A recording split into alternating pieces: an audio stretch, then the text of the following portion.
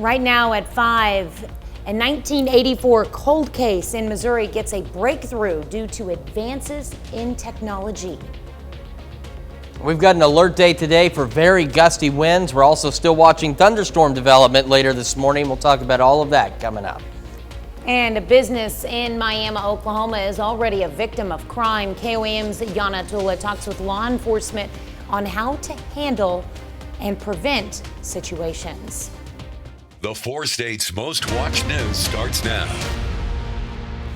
Good morning and welcome to the KOAM Morning News. It's 5 a.m. I'm Tanya Bach. I'm Chris Warner. So if you go outside, you can almost smell the rain in the air. It is mild. It is very breezy. And we have got ourselves a busy day ahead of us as we go through this morning and into this afternoon. So let's dive right in. We've got that alert day today. We have high wind warnings in effect for some of us, with those gusts pushing 60 miles an hour. Now, right now, Skywatch Storm Tracker clear, aside from a few clouds out there. Here's those high wind warnings. Southeast Kansas, southwest Missouri, they run until 7 this evening. That's for gusts of 60 miles an hour. Those trump the wind advisories, which will expire later this afternoon, but we still do have a wind advisory for northeast Oklahoma through 7 o'clock tonight as well. And on top of all of that, virtually all of us, red flag warnings, different expiration times, 10 p.m., 9 p.m., and 8 p.m. So do not do any outdoor burning. Now, on top of that, we still have the threat for a couple of strong, possibly severe storms later this morning.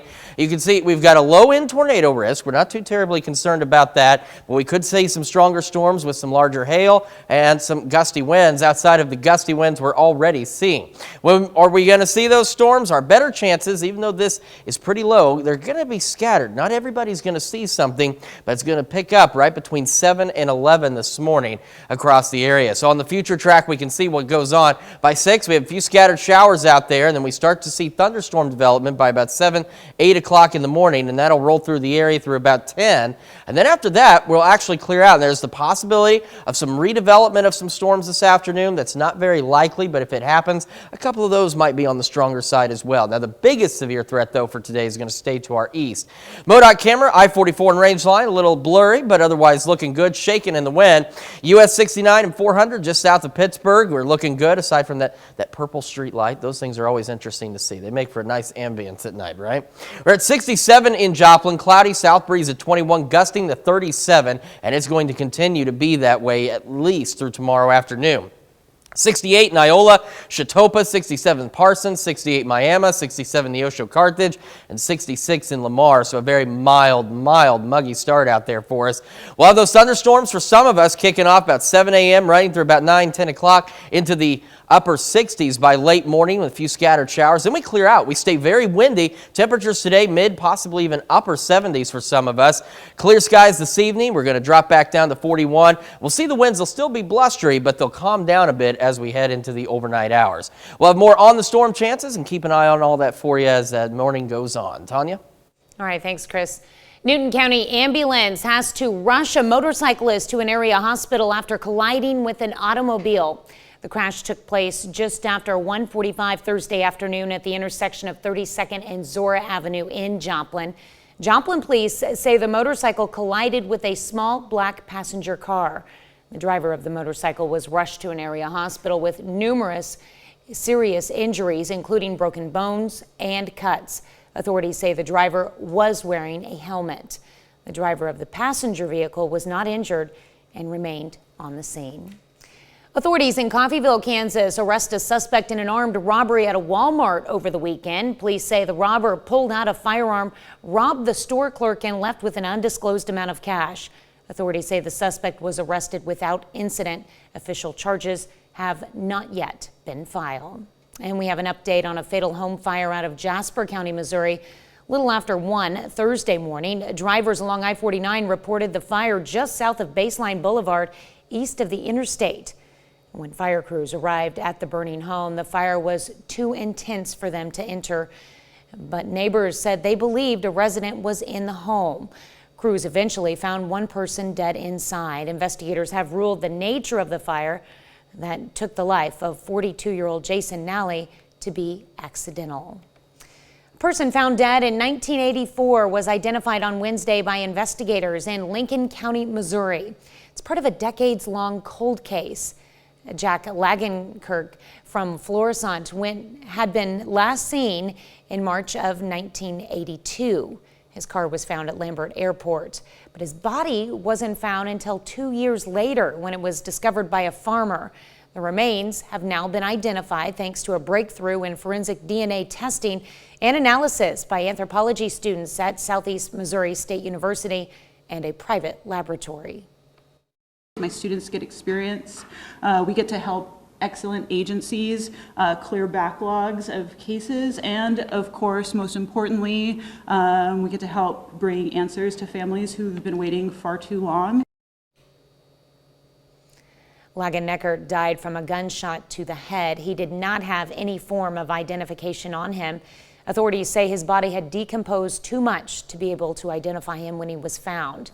Investigators are now attempting to piece together Lagenkirk's life to further the work on the cold case and figure out who murdered him. A Miami, Oklahoma business that just recently opened is already the target of crime twice. KOAM's Yana Tula talked with the owner and law enforcement about incidents like this and how to prevent them. This new business here in Miami, Oklahoma has not been open for very long, but has already had 2 break-ins within a month. 2:44 in the morning, I get the alarm notification, come to find out that this kid had threw a rock through my front door. And there's one that he threw through the door. Barnes believes the suspect is a juvenile trying to get into vaping products. He's working with local law enforcement in both cases. He says the presence of cameras and alarm system helped both times. That potentially is what caused him to only get one thing, as I think it spooked him both times, right? He breaks in the glass, that motion sensor trips, and the alarm starts screaming at him. Miami's chief of police, Thomas Anderson, says the department's seen more burglaries committed by juveniles recently. He advises business owners to install good locks, barriers in front of windows, and add lighting. Cameras should also be directed to download to an off-site location. We've had a couple burglars that have broken into buildings and they steal the DVR, so you lose that evidence. So if you have one that downloads elsewhere, very helpful to us. Barnes hopes it doesn't come to the point he has to put bars on his windows. It doesn't look welcoming, and I'm trying to change the entire atmosphere around vaping. In Miami, Janna Hautala, KOAM News. Police chief told Yana that officers identified a juvenile suspect in at least one of the cases and charges are pending. That's a look at this morning's top stories and weather in our first 7 minutes. Coming up on the KOAM Morning News, the Lady Purple Dragons play against the Lady Blue Comets on the diamond as they hope to win their opening game. Plus, AI is becoming more and more prevalent, even making its way into the classroom. This makes us want to know, should it be embraced by education? And an estimated 1.5 million people suffer from a traumatic brain injury every year. New research sheds light on how it affects people in the long run. You're watching the KOAM Morning News. More real news in the morning. We'll be right back. Well, the Frontenac Raiders opened the baseball season with a 4-2 win over the Nevada Tigers on Monday night. Last night, the Raiders face another team from across the state line, hitting the road to play Carl Junction. The Bulldogs have already played 5 games. They're 2-3 coming into this one. Lucas Van Landuit, good early on the mound for Carl Junction, gets a pair of strikeouts here in the first. This game scoreless after 1. In the second, Frontenac has runners on the corners. Bryant Kitchen draws the throw to second, allows Mario Mangini to come in from third. Raiders have the first run of the day. Bottom half, take a look at this. Bryant Kitchen on in relief for the Raiders before he even throws his first pitch, picks the runner off at second. Stayed tied until the 7th, but Frontenac gets a pair in the 7th to win it 3-1. In Pittsburgh, softball home opener for the Purple Dragons, hosting SEK rival Chanute. In the bottom of the third, it's 1-0 Chanute. Callie Terry drives this one up the middle into center field. Brett Pasteur scores. The game is all tied up at 1-1. In the fourth now, Sydney Neville is going to line this one to center. That ball finds some grass. Megan Johnston scores. Pittsburgh takes the lead 2-1. To the 6th inning, Megan Johnston slices this one right down the right field line, and that stays fair. She would hustle around all 4 bases and get an inside the park home run. That gives the Purple Dragons a 3-1 lead. In the 7th now. Last chance for Chanute, but it's a double play, and that will do it. Pittsburgh defeats Chanute 6-1. Purple Dragons able to cap off their home opener with a nice win. It's a chance for Pitt State players and other players from around the region to work out in front of pro scouts and try to earn a spot in the league. The Gorillas had 4 guys work out for NFL scouts. Defensive lineman Corey Woodruff, defensive end Keandre Hall, and wide receivers Bryce Murphy and Mark Whelan. Now, Woodruff was a first-team All-MIAA selection and an All-American this season for Pitt State. Here he is on his workout and trying to earn his shot to play in the NFL. All the NFL is the biggest, fastest humans on earth, and I'm up there. So I'm big, I'm fast, I'm agile, I'm quick.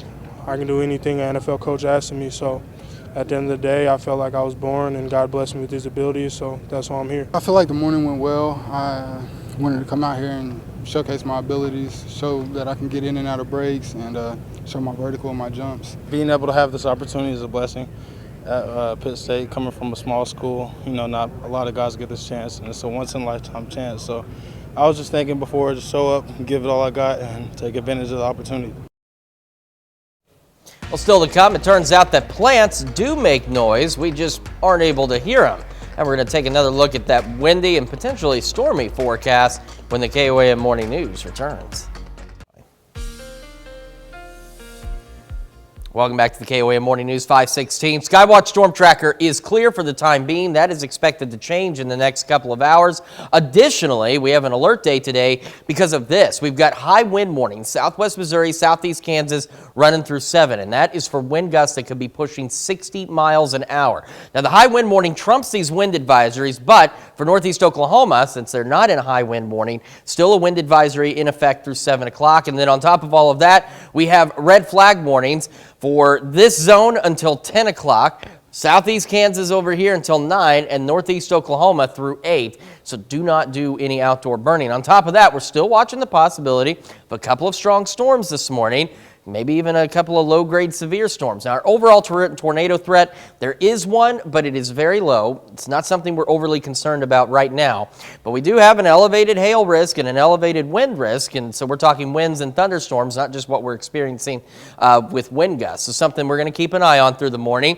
Our best shot for these storms, they're going to be scattered. Not everybody's going to see something, but it's going to be roughly between 7 and about 10 o'clock this morning. So let's take a look at the future track. We have got to start seeing a few scattered showers by 6 o'clock this morning, and then as we head between 7 and 8, we're going to see a few more thunderstorms begin to develop, especially across parts of northeast Oklahoma, southeast Kansas, and rolling into southwestern Missouri.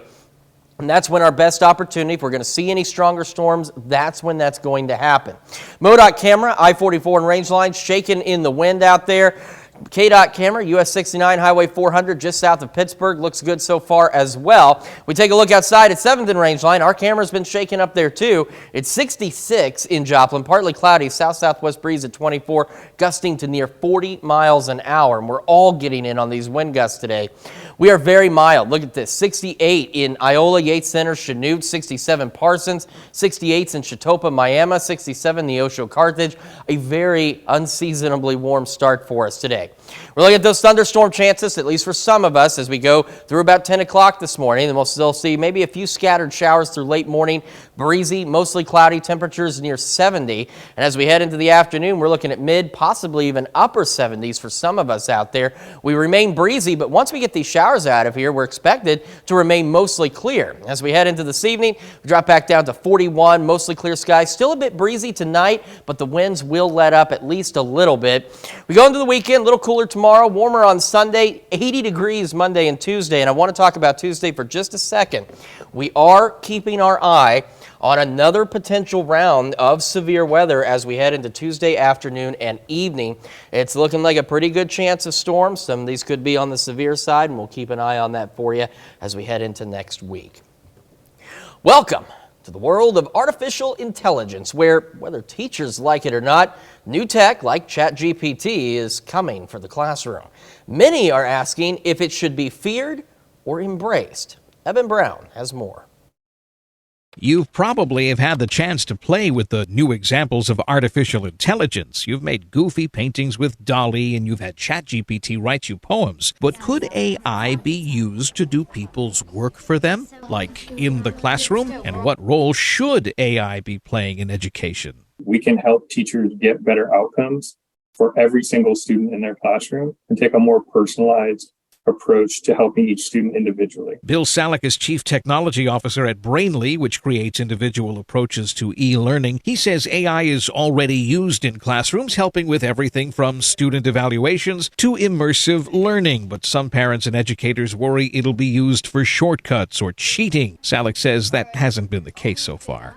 We bring up generalized risks that haven't yet materialized. It's more of a projection of Terminator level AI and where are we going?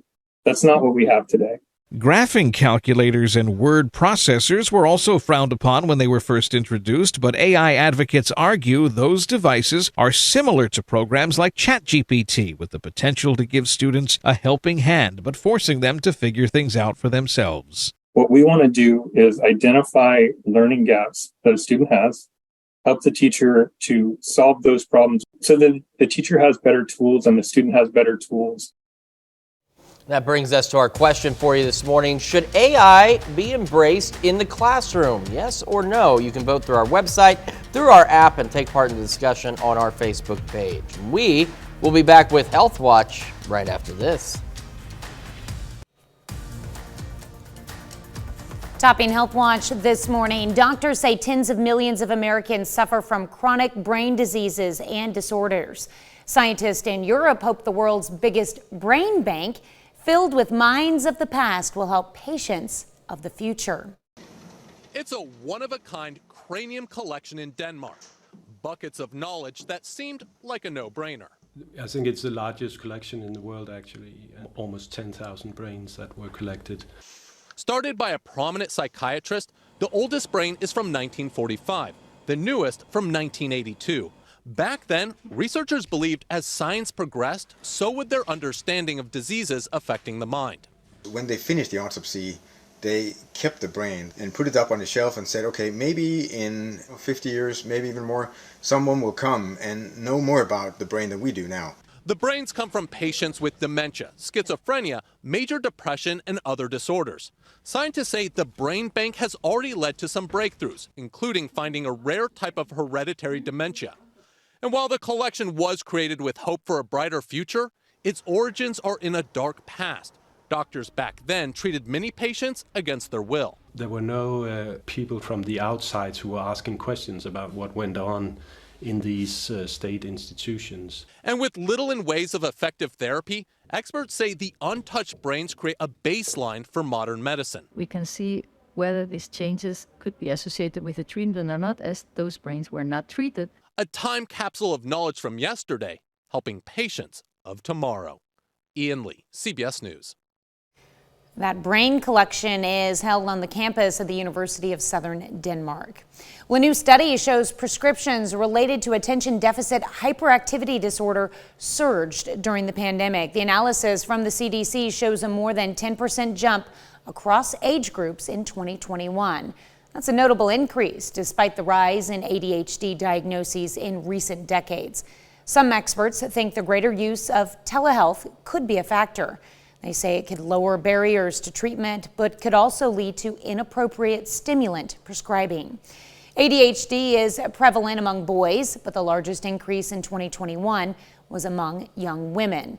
The CDC study comes as the nation faces a shortage of Adderall, a common treatment for the disorder. An estimated 1.5 million people suffer a traumatic brain injury every year in the U.S. That's according to the Centers for Disease Control and Prevention. And new research is shedding light on the long-term effects of this injury and changing how some believe it should be treated. Mandy Gaither has a look at the research and what it could mean going forward. It's long been thought that people who suffer traumatic brain injuries are out of the woods after being treated.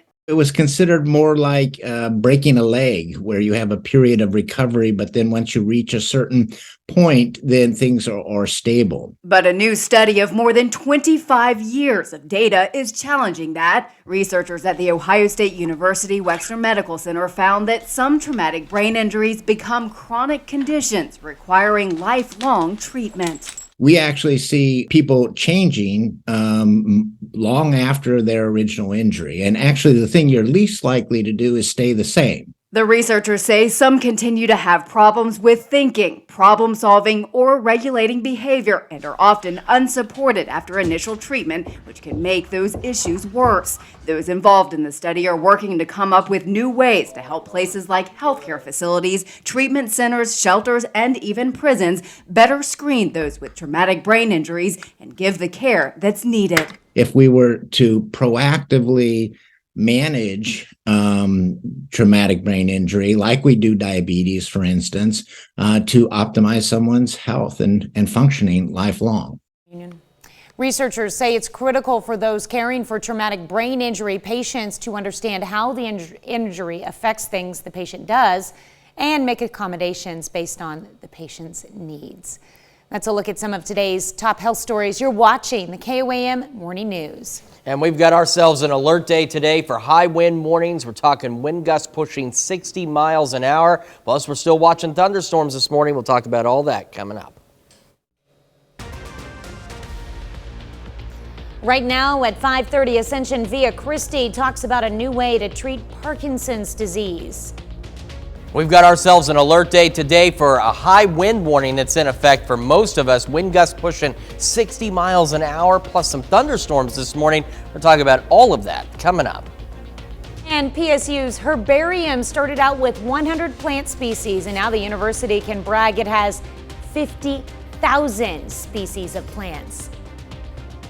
The 4 states' most watched news starts now.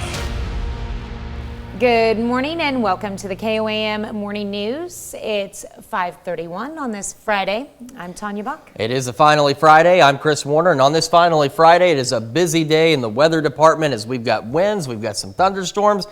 After that, we've got a pretty nice day ahead of us. So let's take a look at the Skywatch Storm Tracker. Now, right now, the Skywatch Storm Tracker, at least in our area, is clear, but that is expected to change here in about, the next hour and a half or so, as we're expecting thunderstorms to develop across parts of southeast Kansas, northeast Oklahoma, and roll off to the northeast into southwest Missouri. Here's the reason for our alert day. The high wind warnings for southeast Kansas and southwest Missouri through 7 o'clock tonight, and that's for those wind gusts pushing 60 miles an hour. Now, that trumps the wind advisories. However, we still have wind advisories in northeast Oklahoma that'll run through 7 o'clock this evening, and red flag warnings for this region until 10, for the rest of southeast Kansas until 9, and for northeast Oklahoma through 8 o'clock tonight. And then on top of that, we've got thunderstorm chances this morning, and a couple of those could be strong, possibly low-grade severe as we head into the morning. Now, the overall tornado risk is relatively low. It's not zero, but we're not terribly worried about it. Anything we see with stronger storms could be some large hail and some damaging wind gusts outside of the already potentially damaging wind gusts we're expecting through today. Those rain chances, again, are best between about 7 and 11 this morning across the area. And again, not everybody getting in on this action. We'll have some showers, and then by 8 o'clock, we'll start to see some thunderstorm development take place. And you can see it by 9, and then by about 10, it's going to roll on out of here with the biggest severe threat staying to our east. And then after that, it's going to be pretty mild and breezy. MoDOT camera I-44 and range line's been shaking in the wind. A live look at US 69 and 400 south of Pittsburgh. A little purplish from the street light, but otherwise not bad so far this morning. 7th and range line, our camera again shaking in the breeze. Very mild, partly cloudy, 66, south-southwest breeze at 24, gusting to 39. Mild across the area, 68 Iola, Chanute, Chatopa, and Miami, 66 Neosho and Carthage. As we get our day started, again, we'll have those thunderstorm chances, and then we'll run into some scattered showers by late morning. Temperatures near 70. Highs today pushing mid to upper 70s across the region. Breezy, mostly clear this afternoon, mostly clear this evening. Gusty tonight, but not nearly as breezy. Back down to 41 under mostly clear skies. Tanya? All right, thanks, Chris. On Tuesday, April 4th, the Diamond School District is running a no tax levy bond issue. If passed, the bond will pay for building a new early childhood center at its elementary school. The superintendent, Dr. Keith White, says the new early childhood center will allow Diamond schools to deal with the growing number of children in the district. With our increased enrollment and almost 100 kids growth in the last 3 years, we're really finding the need for extra classrooms and more appropriate classroom size classes for our youngest kids. And so this is a big emphasis in the state of Missouri right now. If passed, the district's debt service property tax is estimated to remain unchanged. On Thursday, Ascension Via Christi Hospital in Pittsburgh taught people about a new way to treat Parkinson's disease. The hospital is now offering physical therapy using whole body movements. Officials say the treatment improves walking speed, balance, mobility, and can strengthen speech quality. We work on being loud, taking those deep diaphragmatic breaths, using the diaphragm to push that air through those vocal cords and amplifying the voice. And then we personalize it to the patient by working on what we call functional phrases, and those are things that are personal to you. Treatments are called LSVT Big and LSVT Loud.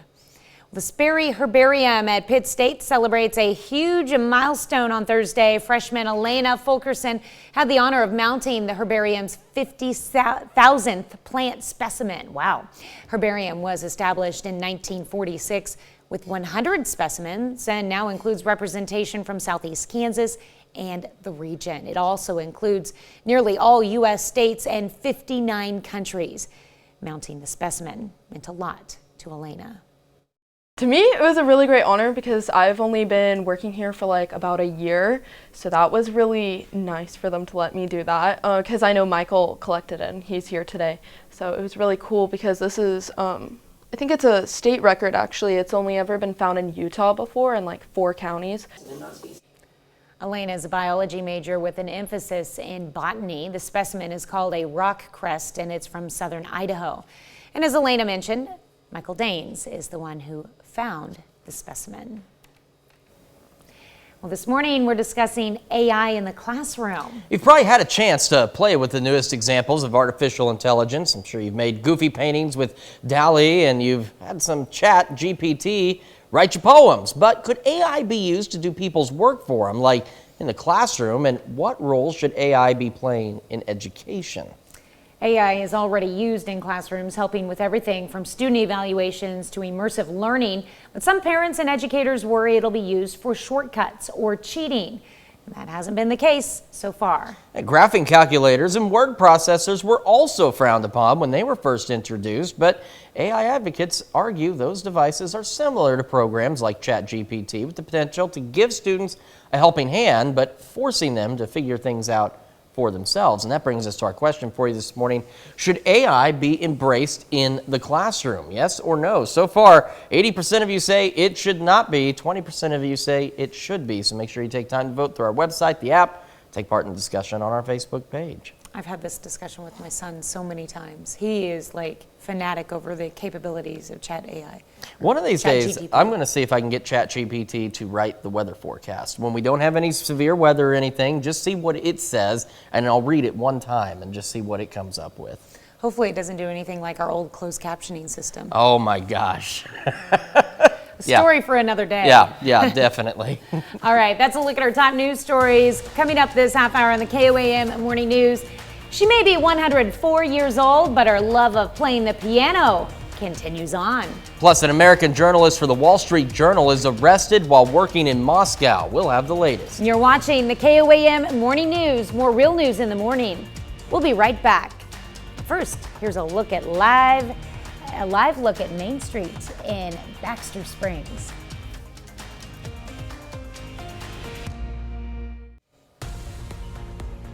Topping World Watch, Colombian officials say their plan to relocate 70 cocaine hippos will cost about $3.5 million. The animals were given the nickname cocaine hippos because they're descended from drug trafficker Pablo Escobar's menagerie.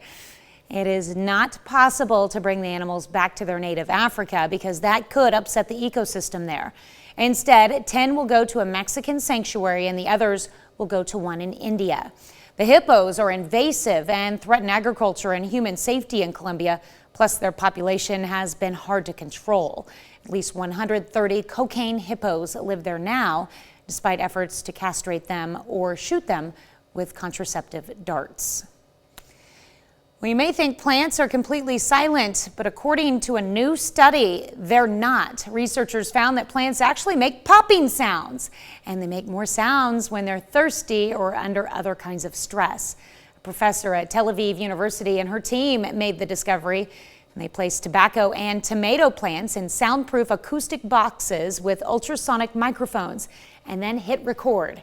When translated into a frequency humans can hear, the noises were a bit similar to the pop of popcorn or bubble wrap. The researchers don't know exactly how the sounds are made, but they are undetectable to the human ear. I'm mind blown right now. Well, top U.S. officials are condemning Russia tonight, this morning, in fact, for detaining an American reporter on accusations of spying. Russia's main security service, the FSB, claimed Thursday that Evan Kershikovich, a correspondent based in Moscow, had been trying to obtain state secrets. Reed Binion has a closer look and the travel warning from Washington. For the first time since the Cold War, Russia has detained an American journalist on accusations of spying. Evan Jerkovich, an American reporter for the Wall Street Journal based in Moscow, is now in custody, accused by Russian authorities of trying to obtain state secrets. Some U.S. lawmakers are accusing Moscow of using the reporter's arrest as leverage and are dismissing the accusations. The charge of espionage is ridiculous. We cannot, that is not accurate. And we find that incredibly ridiculous. On Thursday, the State Department advised Americans against traveling to the country. It is not safe for U.S. citizens to be in the Russian Federation. Any U.S. citizen residing or traveling in Russia should depart immediately. The Wall Street Journal is categorically denying the spying claims, saying they're deeply concerned for his safety and are working to secure his release. This is very typical Russia behavior, and that is to grab Americans, use them as leverage, in this case, a reporter. A Russian court said Jerkovich would be held until May 29th. The arrest comes a week after U.S. authorities arrested this man, Sergei Vladimirovich Cherkasov, who they accused of being a Russian spy and who was indicted in federal court. But Moscow declined to answer when asked if Cherkovich's detention was in retaliation. This comes amid rising tensions between the U.S. and Russia since President Vladimir Putin launched his invasion of Ukraine last year. We are in very dangerous territory with him. This is all about leverage. And so now we have a human life in the balance. I'm Reed Binion reporting. That's a look at some of your biggest headlines from around the world. We'll be right back. Welcome back to the KOAM Morning News. It's 5:46. We have an alert day today for high wind warnings in effect with wind gusts pushing 60 miles an hour. Skywatch storm tracker in our area clear. We're expecting some additional thunderstorm development later this morning across parts of southeast Kansas and northeast Oklahoma. But we are watching some thunderstorm development out to the west of Ponca City. So we're going to keep an eye on all of this through the morning. We have the high wind warnings, southwest Missouri, southeast Kansas through 7 o'clock tonight. That, of course, trumps these wind advisories. But for northeast Oklahoma, wind advisories through 7 this evening. And then we've got red flag warnings for this area until 10, for the rest of southeast Kansas through 9, and for northeast Oklahoma through 8 o'clock tonight. So absolutely no outdoor burning. We're still watching the possibility of a couple of strong, maybe low-grade severe storms today, or this morning rather. The tornado risk is not zero, but it's relatively low. We're not overly concerned about it at this time. Anything we see, the better would be for some large hail and for some damaging wind gusts outside of the already potentially damaging wind gusts we could see through the day. By 7, 8 o'clock, these thunderstorms start to get going across the area, and we'll see a few more of them. And by about 10 o'clock or so, they will be out of here and gone. And the biggest severe threat stays well to our east. But again, a stray severe storm or two cannot be ruled out. MoDOT camera, I-44 and range line shaking in the breeze. A live look at US 69 and Highway 400 just south of Pittsburgh. Looking good so far. And as we take a look at our camera at 7th and range line, it's been rattling out there in the wind as well, because those gusts already pushing close to 40 in Joplin. 66 degrees, partly cloudy skies. Very mild, very breezy morning. 68 in Iola, Chanute, Yates Center, Chatopa, Miami, Veneta. We got 65 in Neosho and 66 in Carthage. As we go through our morning, some of us getting in on that thunderstorm activity, again, between about 7 and 10 this morning. And then we'll have a few isolated showers, staying breezy, mostly cloudy, temperatures making it to near 70 by late morning. And as we go into the afternoon, 74, the expected average high for most of us, but some of us could push the mid to even upper 70s out there. We remain very breezy, so be aware of that. Even though the storm activity may be gone, the winds will not be gone, and we'll have mostly clear skies heading into the afternoon. As we go into this evening, after about 6, 7 o'clock, the winds calm down. They're still going to be gusting 15, 20 miles an hour out there, but they'll be a lot calmer, and we're going to eventually drop back down to a low of 41 once this cold front pushes through under mostly clear skies. Now we look ahead. Still a lot going on. This weekend, not too bad. Tomorrow, a little cooler, 58 and mostly clear skies. 65 on Sunday, maybe some evening thunderstorms along and south of I-44. Then we've got maybe some storm chances on Monday, 80 degrees. 80 degrees on Tuesday. More thunderstorm chances by Tuesday afternoon and into the evening. Tuesday is a day that we're watching very closely as well, as there is a potential severe risk as we head into Tuesday. So we are keeping a very close eye on that once we get through today. And then after that, we cool off a bit back into the 60s for Wednesday and Thursday with some shower chances on Thursday. Let's look at your forecast. We'll be back after this. But first, here's a live look at Main Street in Baxter Springs.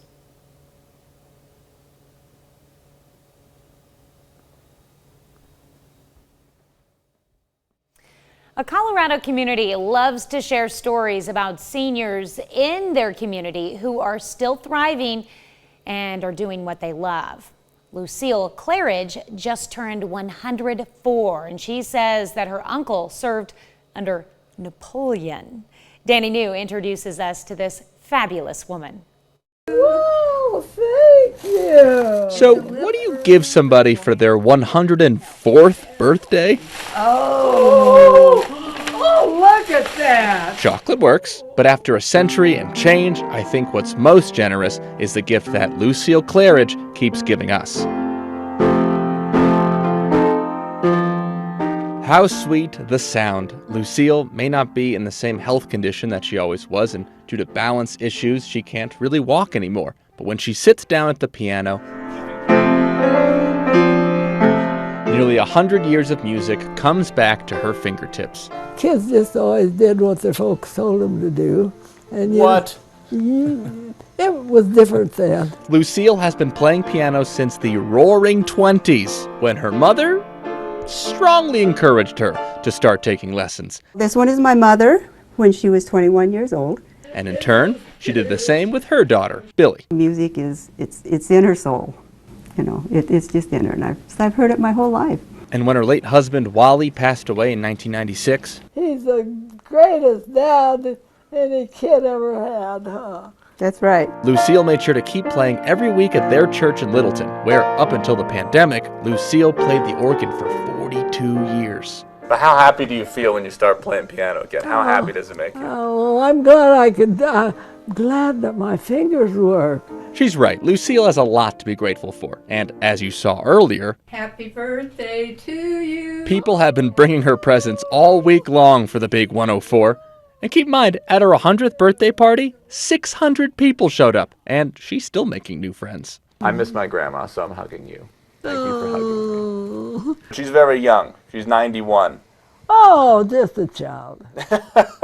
And while there are plenty of friends and family that she misses now, Oh, this is our house. when she sits at the piano, she remembers what mattered most to them. My mother had me take piano lessons. Piano lessons. And I didn't always like to practice, but You glad you did? I'm glad I did, and I'm glad she had me take lessons.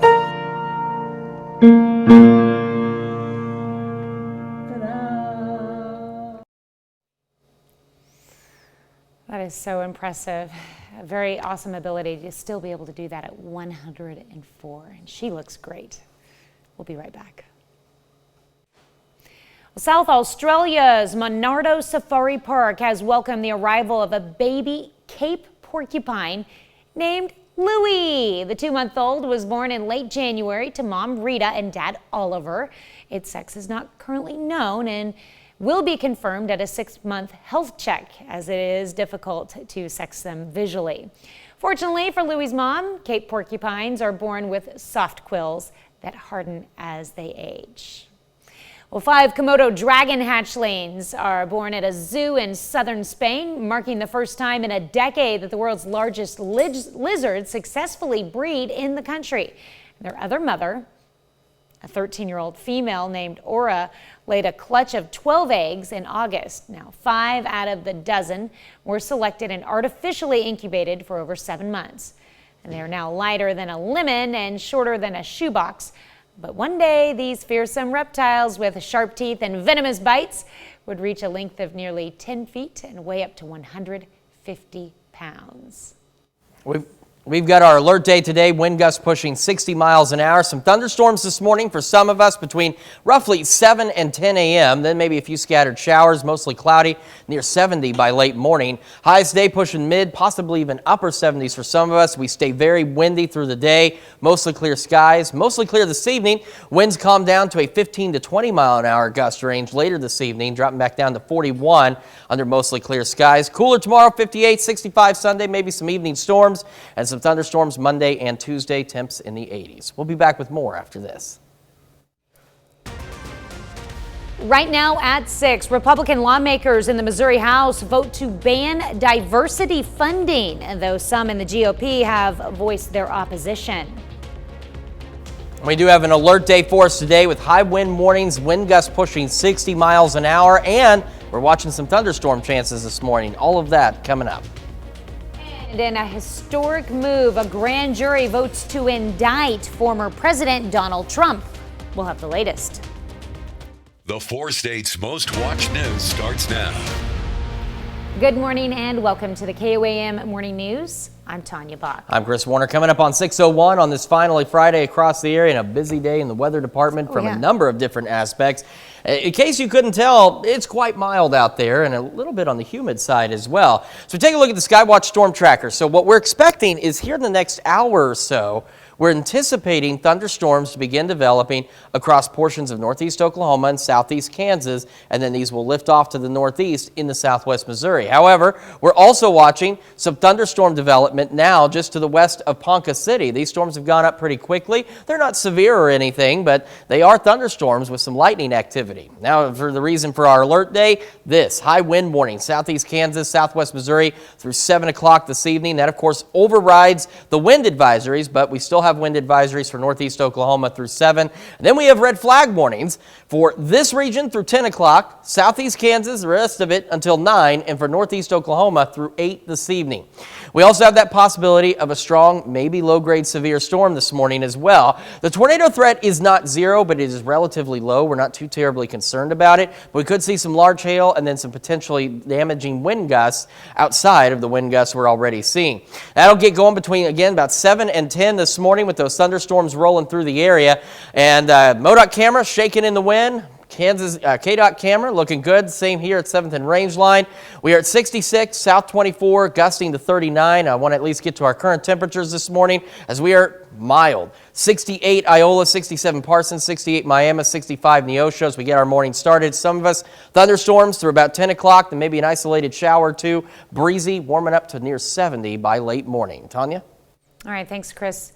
Missouri House Republicans vote to ban diversity spending in the state government. On Thursday, state representatives voted along mostly party lines in favor of a proposed $45 billion Missouri budget. It would block funding for staff, vendors, consultants, and programs associated with diversity, equity, and inclusion throughout state government and public colleges and universities. The proposal could have a tougher time when it goes to the GOP-led Senate. Senate Appropriations Committee Chairman has said he plans to strip the language from the budget. We have an update on a fatal home fire out of Jasper County, Missouri. We brought you this yesterday morning. A little after 1 on Thursday morning, drivers along I-49 reported the fire just south of Baseline Boulevard, east of the interstate. When fire crews arrived at the burning home, the fire was too intense for them to enter, but neighbors said they believed a resident was in the home. Crews eventually found one person dead inside. Investigators have ruled the nature of the fire that took the life of 42-year-old Jason Nally to be accidental. Newton County ambulance rushes to a motorcyclist to an area hospital after colliding with an automobile. The crash took place just after 1:45 Thursday afternoon at the intersection of 32nd and Arizona Avenue in Joplin. Joplin police say the motorcycle collided with a small black passenger car. The driver of the motorcycle was rushed to an area hospital with numerous serious injuries, including broken bones and cuts. Authorities say the driver was wearing a helmet. The driver of the passenger vehicle was not injured and remained on the scene. Authorities in Coffeyville, Kansas arrest a suspect in an armed robbery at Walmart over the past weekend. Police say the robber had pulled out a firearm, robbed the store clerk, and left with an undisclosed amount of cash. Authorities say the suspect was arrested without incident. Official charges have not yet been filed.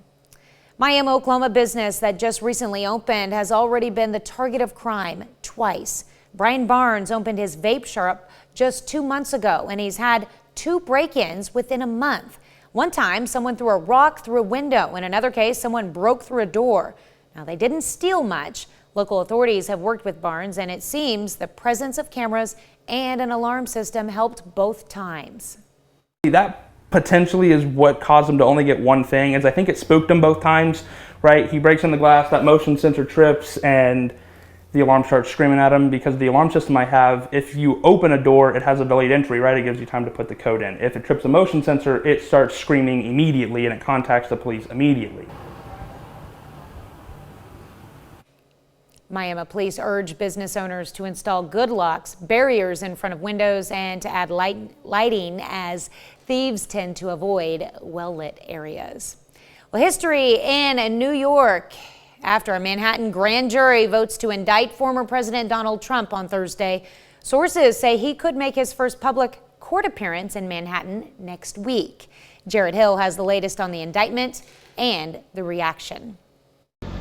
Heavy security and a handful of protesters were outside the Manhattan District Attorney's office overnight after a grand jury indicted former President Donald Trump. We're witnessing American history. This is the first time a former president has been charged with a crime. The indictment is under seal, though the Manhattan DA and grand jury had been probing allegations that business records may have been falsified to hide an alleged hush money payment to adult film star Stormy Daniels.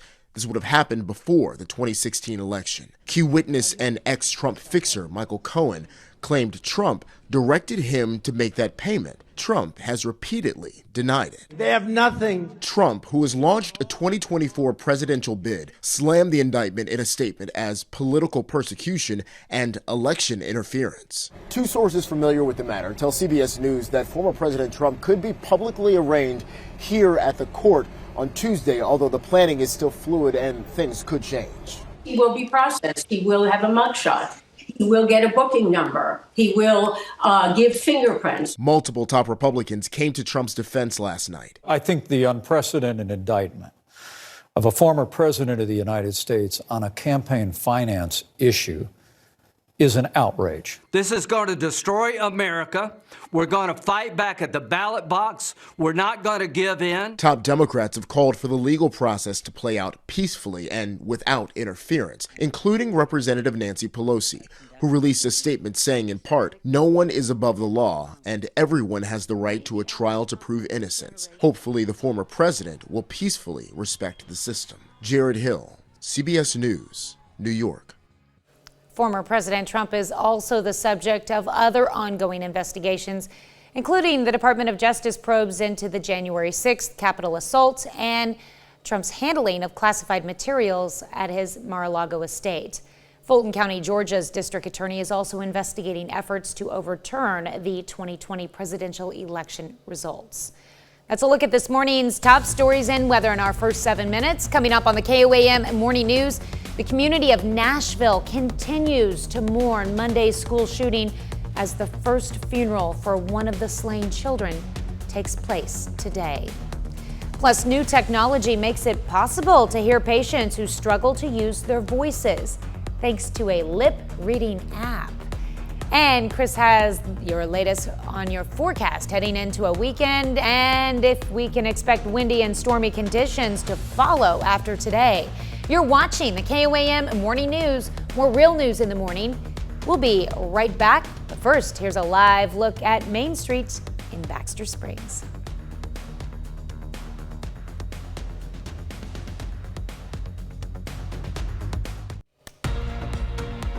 Topping Nation Watch this morning in Massachusetts, a Norfolk County grand jury has indicted Brian Walsh on a murder charge in the death of his wife, Anna Walsh.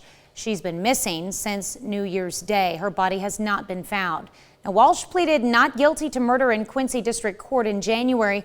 He's now indicted on murder, misleading a police investigation, obstruction of justice, and improper conveyance of a human body. He remains held without bail. If convicted on first-degree murder, Walsh would get a mandatory life sentence without the possibility of parole. 2 police officers and a suspect are in the hospital after a shooting in Tennessee. Memphis police say they received a report of an armed man at a convenience store Thursday night. When officers arrived at the scene, they say the suspect took off on foot before firing at them. 2 officers and the suspect were shot, suffering serious injuries. At last check, all 3 people were in the hospital in critical condition. Police have not released the names of the officers involved, nor have they shared the suspect's identity. Well, grief turned to anger in Nashville just days after the deadly school shooting that killed 6 people, including 3 children. Thousands of protesters descended on the state capitol to demand action on gun reform. Mark Strassman has more on the story, including the just released 911 calls from Monday's shooting and a warning. Some of the calls may be disturbing. The first 911 calls from the Covenant School came just after 10 a.m. Monday. Muffled, but clearly desperate. Approximately how many shots have you heard? A lot of shots. Witnesses describe the shooter dressed in a vest and camouflage. Going down the hall shooting, there's glass in the doors. Another caller cowering in an art room closet, shushes students as she calls for help. Just please hurry, I'm hearing you. They're coming. Just try to stay quiet. I don't know what's going on there. Okay. Outside Tennessee's state capitol building, the second stage of grief, anger. Thousands of protesters demanding new laws to limit the state's easy access to guns. It's the worst feeling to know that I send my children somewhere every day where they are a target. Outrage bubbled over after the deadliest school shooting in state history. 3 children and 3 staff members dead. We have to put something in action, more laws in place. Inside the packed rotunda, outnumbered troopers worked to control the crowd of teachers, students, and gun control advocates. They demanded state lawmakers hear them out. Hear the voice of God's children saying, "Help us, save us, our lives matter." In Washington, D.C. Wednesday, a Democratic congressman confronted a Republican member about GOP opposition to more gun restrictions. You know, there's never been I'm talking about gun violence. A school that allows teachers to carry. Oh my carry guns? You think more guns lead to more death? Grief felt by this community moves into a new phase today as the first funeral for one of the 3 children killed in the attack takes place today. That's a look at some of today's top national stories. Here's Chris with a look at your forecast. Yeah, we've got ourselves an alert day today for wind gusts pushing 60 miles an hour. We've got high wind warnings for southeast Kansas and southwest Missouri, and we're still watching thunderstorm chances this morning. Take a look at all of that when we come back. Welcome back to the KOAM Morning News 617. We do have an alert day today for high wind warnings with wind gusts pushing 60 miles an hour. Starting to see a few showers in our northern counties in southeast Kansas and southwest Missouri. And we're also keeping an eye on some thunderstorm development that is taking place out just west and north of Ponca City right now. So we've got this that we're keeping an eye on. It is a strong storm that's now moving across the state lines. And this is just one storm, and we are expecting more to develop as the day goes on. We have high wind warnings, southwest Missouri, southeast Kansas through 7 tonight. We're talking wind gusts pushing 60 miles an hour. Now those override the wind advisories, except for northeast Oklahoma, and they still have a wind advisory through 7 o'clock this evening. Then on top of all of that, we have red flag warnings for this zone through 10 o'clock tonight, the rest of southeast Kansas through 9, and then northeast Oklahoma through 8. And I've told you about that before. We've got 3 different forecasting offices that cover our areas. That's why we get some of these oddball times for similar advisories and alerts. We've got Springfield, Tulsa, and Wichita that cover our area here. The thunderstorms we're anticipating to develop will take place across southeast Kansas and in northeast Oklahoma and are expected to roll through into southwest Missouri as we head closer to about 7, 8 o'clock this morning. Still watching the possibility of a couple of strong storms, maybe a low-grade severe storm. And a tornado threat this morning is not zero, but it's relatively low. We're not that concerned about it at this point. We're watching more for the potential for some large hail and some damaging wind gusts across the area, and that'd be damaging wind gusts outside of the 60-mile-an-hour gusts we're already expected to see. So you see by 7, 8 o'clock, we get the showers, the thunderstorms developing. This is our window. If we're going to see any stronger storms, this is when it's going to happen. We go into 9 o'clock, see more thunderstorms across parts of southeast Kansas, rolling into southwest Missouri. Again, still in our window for the stronger storms. By 10, they race out of here. And the biggest severe threat remains to our east, where they're expecting a potentially significant tornado outbreak off to our east. So we are going to be lucky by comparison with the storms that we could see this morning. MoDOT camera, I-44 and range line. It is shaking in the breeze. Taking a live look at US 69 at 400, just south of Pittsburgh. Still looking pretty good so far. And as we take a look here back at home, 7th and range line, not too bad. Still breezy, shaking even our camera. 66 in Joplin, partly cloudy. South breeze at 24, gusting upwards of 39 miles an hour. And I wanted to go back and take a look real quick at our humidity and dew point levels. You go outside, yes, 60-degree dew point, 81% humidity. You can feel the moisture in the air even at this hour. 68, Yates Center, Chanute, Iola, Fort Scott. 67, Parsons, Pittsburgh. 68, Chetopa, Miami. 65, Neosho, and 66 in Carthage and Lamar. We get our morning started. We got some of those thunderstorms for some of us through about 10 o'clock, maybe an isolated shower or two through late morning near 70. Highs today pushing mid, maybe even upper 70s for some of us. Still very breezy, but otherwise mostly clear skies out there. Winds are coming down this evening. They'll still be gusting 15, 20 miles an hour, but they won't be nearly as bad as they are through the day. And once that cold front pushes through, temperatures drop quickly. We're down to 41 for our overnight low. We're a little cooler for our Saturday, 58 rather, 65 on Sunday. Maybe some evening storms along and south of I-44. Maybe an isolated storm or two Monday, 80 degrees, 80 on Tuesday. Tuesday's thunderstorms have the potential to be strong to severe. It's something we've been watching the last couple of days. We'll keep an eye on Tuesday for you. After that system, we're back into the 60s Wednesday and Thursday with shower chances on Thursday. We'll be back with more of the KOAM Morning News right after this.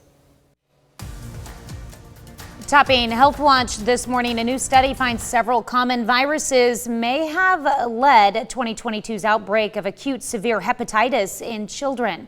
About 1,000 cases were reported. 50 children needed liver transplants and 22 died.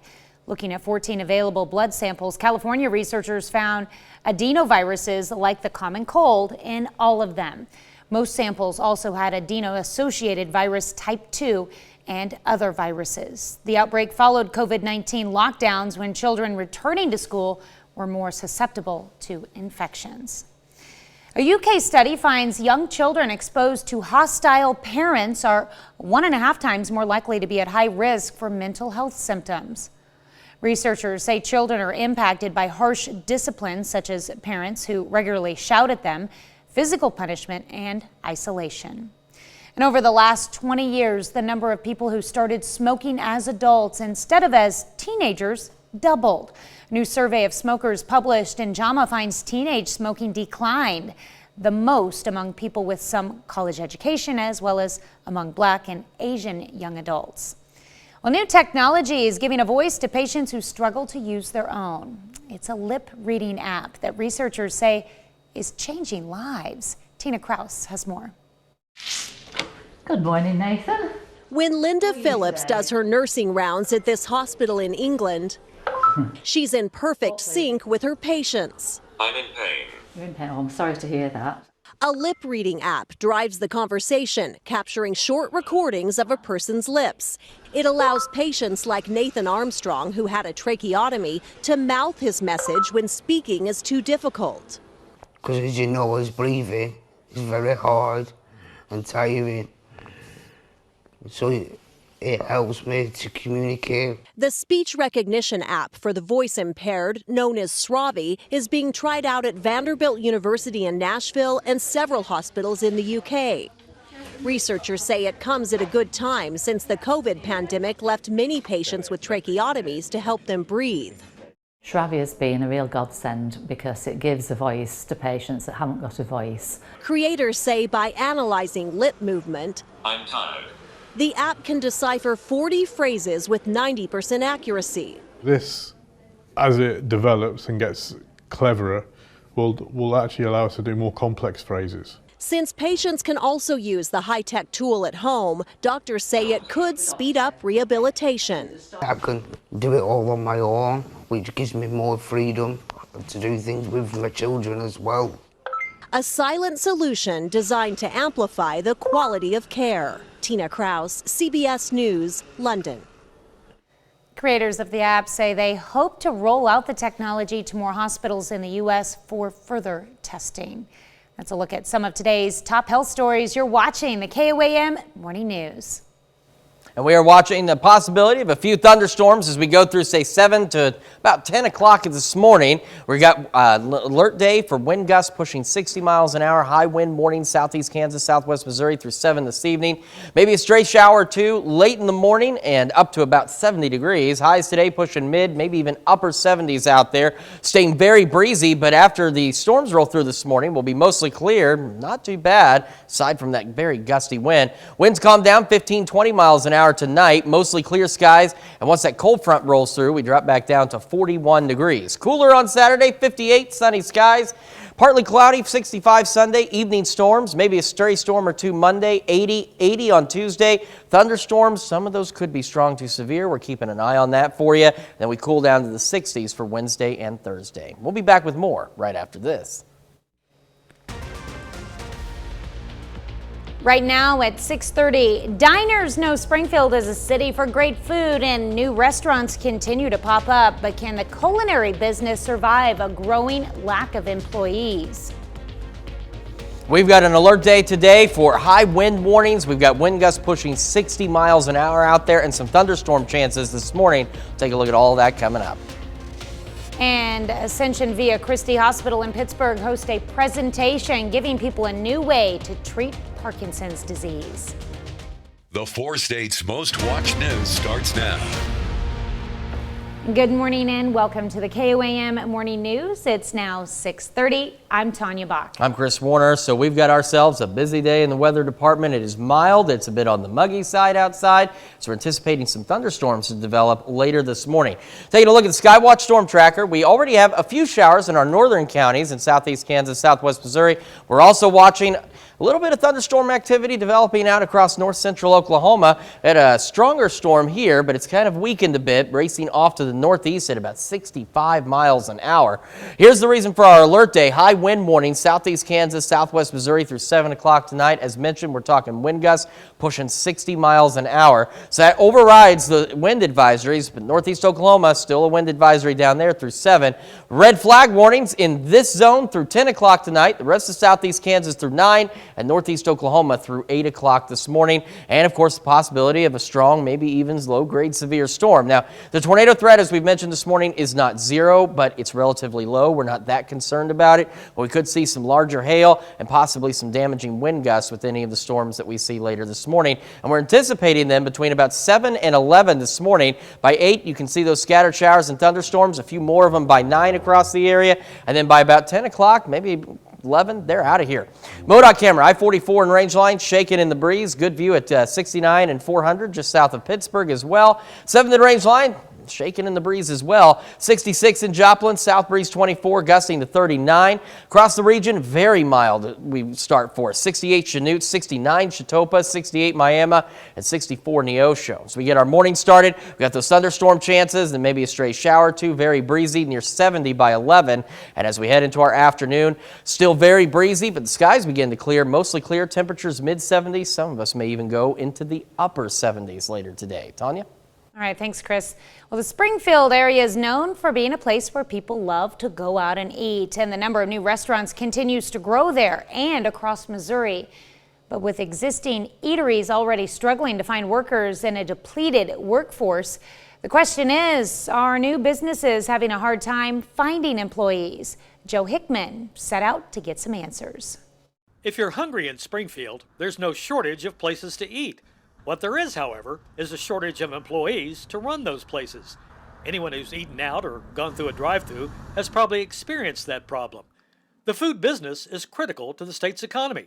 There are almost 12,000 restaurants in Missouri, accounting for 9% of the state's entire workforce, and pumping $14.2 billion into the economy every year. In downtown Springfield, just 2 doors down from a closed restaurant, and in the same space as another closed restaurant, James Daniel and his business partner own Cabos Bonitos Grill and Cantina, which has been open 4 days. Daniel admits that opening a restaurant during a time when limited supply chains and dwindling workforces can be major headaches. Yeah, it was kind of scary at first. He's still managed to fill all 27 of his staff positions. I had a lot of people in my background that has worked for me in the past, different companies, and they just came out with us to get it started.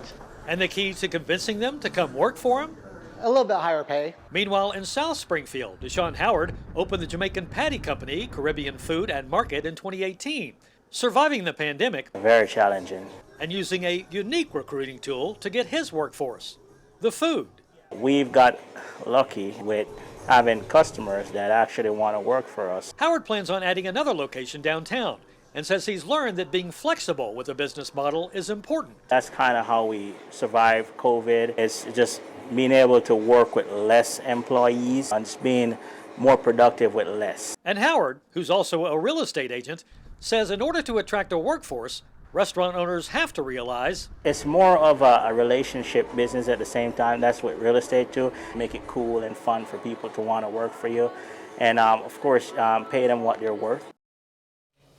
Well, if you're interested in finding a job in the 4 states, you can go online to jobs.koamnewsnow.com. On Tuesday, April 4th, the Diamond School District will run a no tax levy bond issue. If passed, the bond will pay for building a new early childhood center at its elementary school. Superintendent Dr. Keith White says the new early childhood center will allow Diamond schools to deal with the growing number of children in the district. Maximize our classes and have some beautiful new learning environments for our youngest kids and also the fastest growing population in our school district. We've doubled and almost tripled in those areas with young families and young kids moving into our district. If passed, the district's debt service property tax is estimated to remain unchanged at about 63 cents per $100. Ascension Via Christi Hospital in Pittsburgh teaches people about a new way to treat Parkinson's disease. The hospital is now offering a physical therapy class using whole body movements. Officials say the treatment improves walking speed, balance, mobility, and can strengthen speech quality. Lee Silverman voice.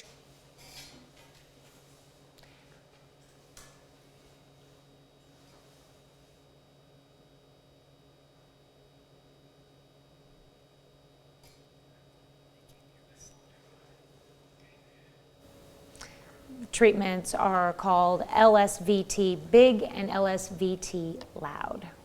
Well, this morning we're discussing AI in the classroom. There's a good chance you've interacted with artificial intelligence at this point. Hopefully you haven't interfaced with it. People can make goofy paintings with DALL-E and use ChatGPT to write poems, but people have also used AI to do their work for them.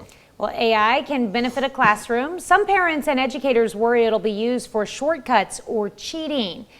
Now remember, graphing calculators and word processors were also frowned upon once upon a time. But AI advocates argue the similarity of those devices to programs like ChatGPT, with the potential to give students a helping hand, but also forcing them to figure things out for themselves. And that brings us to our question for you this morning. Should AI be embraced in the classroom? An overwhelming 86% of you say it should not, but 14% of you think that it should. So make sure you take time to vote through our website, through our app, and take part in the discussion on our Facebook page. I don't know, handwriting skills went down with more use of computers in the classroom. That's very true. That's very true. There's a plus and a negative to everything, of course. Yes. Well, that's a look at our top news stories coming up this half hour in the KOAM Morning News. Shannon Becker braves the elements to hit the studio this morning and bring us the big 3 news stories of the week. Plus, we are tracking An alert day. We've got wind gusts pushing 60 miles an hour today, and we've got some thunderstorm chances as we head into the later morning hours. Take a look at all of that. But first, here's a live look from in front of our studio here at KOAM. We'll be right back. There's Baxter Springs Main Street.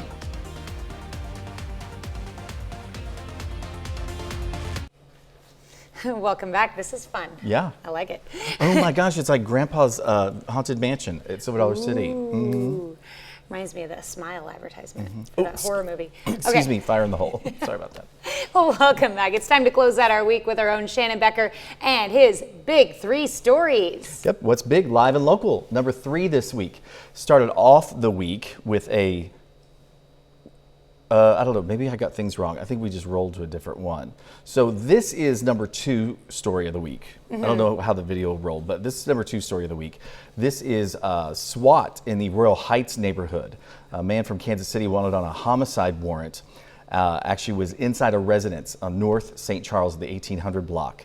It lasted about an hour and a half. Everything was wrapped up. We were live there on the scene, and then also on 5 o'clock, 6 o'clock, 9 and 10. Of course, our KOAM News Now and Fox 14 news channels. No one was injured. He surrendered thanks to Joppa police negotiators, according to Captain William Davis. And it's really, I mean, it's great we can do that live on the scene to keep everybody updated. Yeah, that's really handy. Calm some fears. We'll roll the next video and I'll see what it is.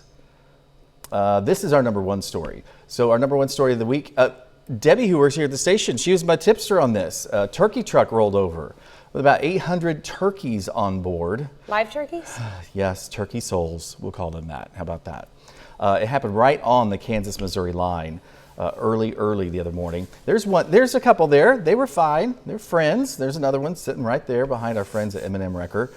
There were a few that died, just a handful that passed away. Just keeping an eye on the scene. Yes. However, though, they were on their way to a destination where I think every one of them did die later that day. Just to be reality. I don't know. Can anybody handle the reality of that? Hey, we all have Thanksgiving dinner, folks. Do we know the reality. Yes, not every turkey gets a pardon. Not every.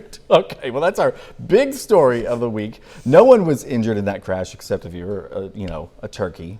And then our bonus story, I think, is next. Look at this. It's the weekend. You know the weather is getting better when the drive-in opens. It's the historic 66 Drive-In Theater. You have to say it like that. You have to. It started in 1949. Look at that. Doesn't that look amazing? That old car. That makes it 74 years, right? 74 years. And it looks the exact, ta-da, same. Isn't that awesome? I love going to the drive-in. I really do. Tonight they're showing Shazam and then also Creed.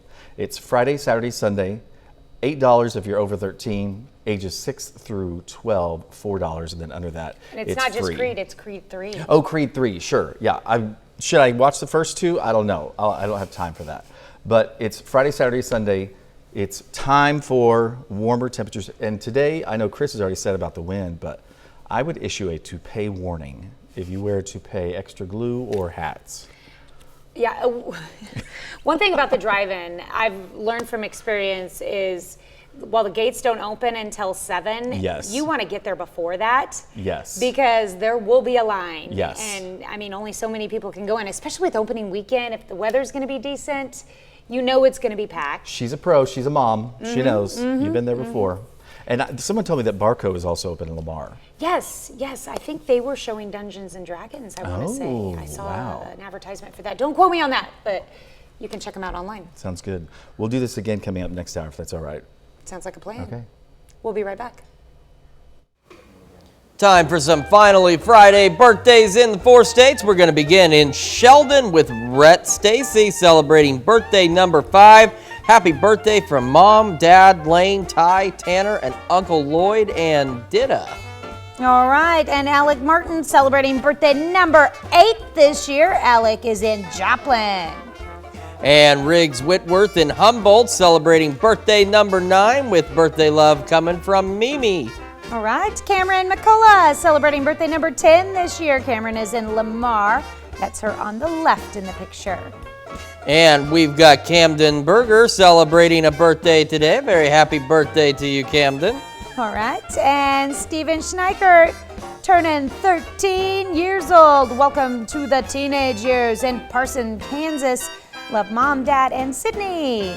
And we've got Reese Horton celebrating birthday number 16 in Carthage with love from Grandma Judy and Grandpa Jim. Kinley McCullough, and that would be her on the right. That's Cameron's sister, turning 16 years old. That's cool. Sister's there in Lamar. And Ariel Mapes celebrating birthday number 24 in Franklin. A very happy birthday to you, Ariel, and happy birthday from your mom and Hunter. Really cool backdrop for that picture there. We've got Ryan Clark turning 28 years old this year. Ryan is in Columbus. And TJ Pike in Nevada celebrating birthday number 33. And TJ is the guy on the left. Happy birthday, TJ. All right, in Webb City, turning the big 4-0 this weekend, AJ Reno. Hope it's a great one. And Joel Miller in Seneca celebrating birthday number 46. Happy birthday wishes from Bessie, Bria, Ken, Bella, Mom, and all the rest of the family. All right, in Pittsburgh, David Sandberg celebrating birthday number 58 this year. Happy birthday, David. And over in Diamond, Cheryl Spry celebrating birthday number 70. Happy birthday, Cheryl. I wonder if that's Mrs. Claus there. Yeah. And let's see, we've got Sharon Mapes, who is Ariel's grandmother. Ariel was celebrating birthday number 24. We had her earlier on the list, and Sharon is in Webb City. And Mike Bogle celebrating birthday number 71 in Chanute. Happy birthday, Mike. All right, Joanne Birdsong turning 87 years old this year. Joan is in Girard. And we've got Ryan and Heather Whitworth celebrating their 14th wedding anniversary in Humboldt. Happy anniversary to the Whitworths. And back to Girard, where the Joneses are celebrating their 45th anniversary. Congrats going out to Cleo Allen and Peggy Jones, 45 years. Love your family. They say to enjoy life. And we've got Earl and Carolyn Eddington in Columbus celebrating their 56th wedding anniversary. Happy anniversary to the Eddingtons. All right, our list goes on. Garrett Humble turning 18 years old in Girard. Case Hardy celebrating a birthday in Alba. And Irene Baldwin turning 94 years old this year.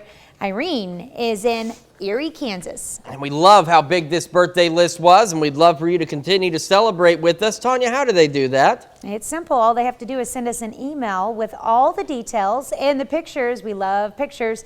To birthdays with an S at KOAMnewsnow.com. And of course, while you're on our website checking out all the latest news, weather, and sports, make sure you take time to sign up for the KOAM Birthday Club. You get special deals from local businesses, and you get a special birthday message from your friends here at KOAM.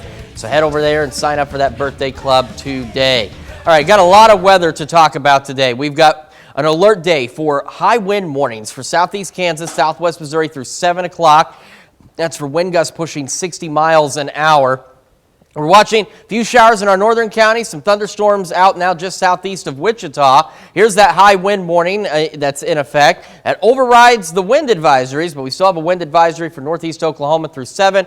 Red flag warnings for this region till 10. Rest of southeast Kansas till 9. Northeast Oklahoma through 8 o'clock. Still watching the possibility, a couple of strong, maybe low-grade severe storms. Now, again, as we mentioned, the tornado risk is not zero, but it is relatively low. We do believe we're not too terribly worried about that. We could see some large hail, maybe some damaging wind gusts outside of the wind gusts we're expected to see just through the day. By 7, 8 o'clock, these shower thunderstorms really get going across the region. We'll see a few more of them through 9, and by about 10, they are out of here and on their way off to the east, where they're expecting potentially significant severe weather outbreak. MoDOT camera, I-44 and range line, shaking in the wind, but otherwise looks good. KDOT camera, US 69 and 400 south of Pittsburgh, also looks good this morning. We're looking all right from 7th and range line. Got some cloudy skies out there, 66, south breeze at 24, gusting to 39. Across the region, temperatures look like this: 68 Iola, Fort Scott, 67 Parsons, Pittsburgh, 69 Chetopa, Miami, 65 Neosho and Carthage. As we get our day started, we're going to be looking at those thunderstorm chances pushing through the morning, maybe an isolated shower or two through late morning near 70. And for our afternoon high today, we're looking at the mid 70s. Some of us may even push the upper 70s. Still very breezy, but otherwise mostly clear skies. Before we head out to the commercial break, we're going to take a look at what's happening on CBS Mornings. Hello to you, I'm Gail King. Coming right up on CBS Mornings, Grammy Award-winning rapper Macklemore talks with Nate about his new album, Ben. It takes a very real look at the rapper's life. That's coming right up on CBS Mornings. Here's a check of today's top headlines, the news you need to know before you head out the door. Authorities in Coffeyville, Kansas arrest a suspect in an armed robbery at Walmart over the weekend. Police say the robber pulled out a firearm, robbed the store clerk, and left with an undisclosed amount of cash. Authorities say the suspect was arrested without incident. Official charges have not yet been filed. Little after 1 Thursday morning, drivers along I-49 reported a house fire just south of Baseline Boulevard, east of the interstate. Neighbors said they believed a resident was inside the home. The crews eventually found one person dead inside. Investigators have ruled the nature of the fire that took the life of 42-year-old Jason Nally to be accidental. Sperry Herbarium at Pitt State celebrates a huge milestone on Thursday. Freshman Elena Fulkerson had the honor of mounting the herbarium's 50,000th plant specimen. The herbarium was established in 1946 with 100 specimens. It also includes nearly all U.S. states and 59 countries. And Pittsburgh State honors one of its most distinguished alumni. The edges are secure, so that way it can last like hundreds of the edges are secure, so that way it can last like hundreds of years. He graduated from Pitt State. Degree in 2005 and a master's degree in 2009. Since then, she's volunteered with the school, mentored students, and is a member of the Alumni Association Board of Directors. That's a check of today's top headlines, the news you need to know before you head out the door. As we take a look at that forecast where you're heading out the door, alert day, high wind warnings for winds gusting 60 miles an hour out there. Once we get through some morning storms, we're looking at highs pushing the mid, maybe even upper 70s, mostly clear skies. Winds drop down in that 15 to 20 mile an hour range as we head later into the evening and overnight. The low of 41 degrees once that cold front pushes through. We're a little cooler tomorrow, 58, 65 on Sunday, maybe some evening storms along and south of I-44, 80 Monday. Some isolated storms, 80 on Tuesday. Tuesday could be another severe threat for us, so we are keeping a close eye on that for you. And then we're cooler after that, 60s Wednesday and Thursday. Well, coming up today at noon, we're making fresh catch fish scampi in the Mr. Food Test Kitchen. And your morning news continues on KOAM with CBS Mornings. Grammy Award-winning rapper Macklemore talking about his new album, Ben, and how it takes a very real look at the rapper's life. That's what's coming up on CBS Mornings. Or you can switch on over with us on Fox 14, where your only local morning news continues. And this morning, it's time to close out the week, and you know how we do it around here. We've got Shannon Becker in studio with his Big 3 stories. Plus, we've got a story about 3D printing on a whole new level as researchers unveil a flexible robot capable of 3D printing inside the human body. What? We'll tell you why at 7. That'll wrap it up for now. We'll see you back here tomorrow morning. We won't. We'll see you back here Monday morning at 5 a.m. But we will see you today at noon.